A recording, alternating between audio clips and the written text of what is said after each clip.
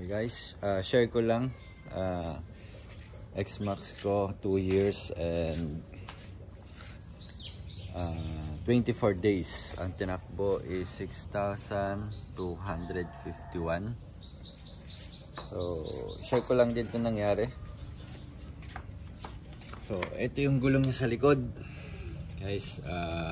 Bali ito yung upod ng 6,200 sa loob ng 2 years. So paggabi bigla na lang siyang bumigay. Ito yung ano, pumutok yung butas na. Ayun na, laki.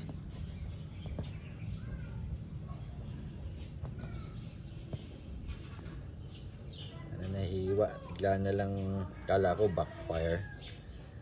Yung pala sumigaw na, tapos yun lumabas na rin yung pinaka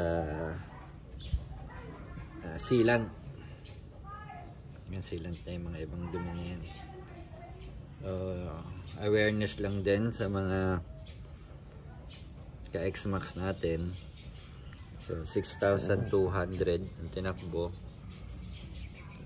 2 years ng X-Max. So better check ninyo siguro 5,000 to 6,000 na tinakbo. Check ninyo yung gulong nyo, delikado. So buti na lang hindi ako inabutan din sa last ride namin na inikot namin ng ano, Banawe, Buscalan,